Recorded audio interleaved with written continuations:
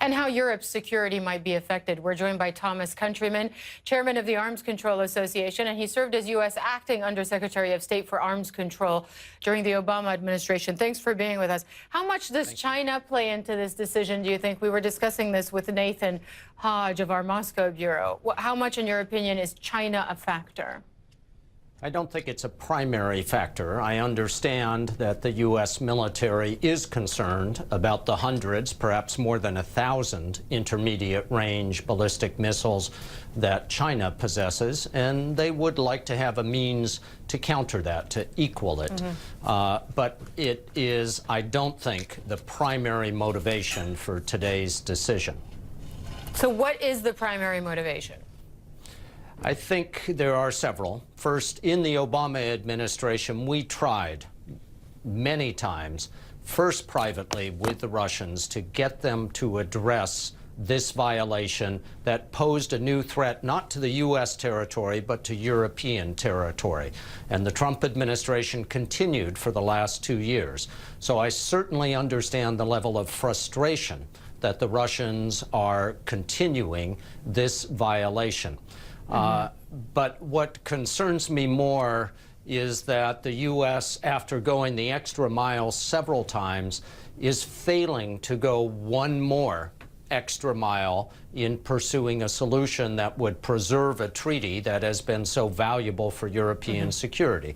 And the hostility of the National Security Advisor, Mr. Bolton, towards this treaty and towards other arms control treaties is well documented over the years.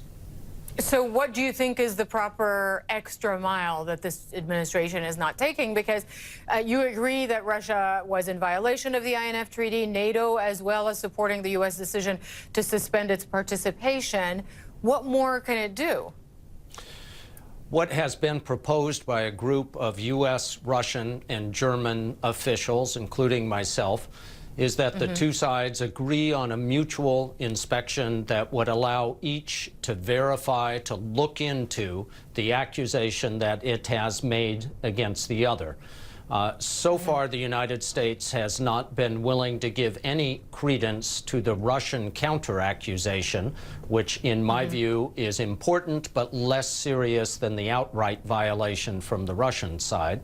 And the Russians have not yet offered the kind of inspection and verification that would allow U.S. concerns to be addressed.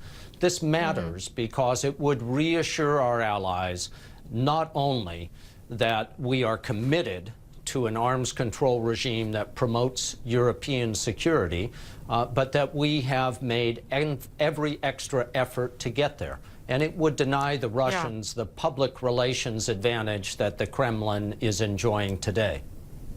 And finally, should European countries, I mean specifically countries, I'm talking about Baltic countries, others that feel threatened by Russia, should they be increasingly concerned, do you believe? Well, the one thing that the Russians don't talk about when they talk about unilateralism is their unilateral decision to create an entirely new class of weapon systems that is pointed at European NATO territory, not only the Baltics, but further beyond. So yes, there should be a genuine European concern. I wish the Europeans had pressed harder before today against this new Russian deployment, but that does not mean that it would be an easy task to convince any of our allies in Europe to host a new deployment of nuclear missiles. They remember very well the tit-for-tat escalation that we lived through from 1979 to 1987. Thomas Countryman, thank you very much for joining us on this important story.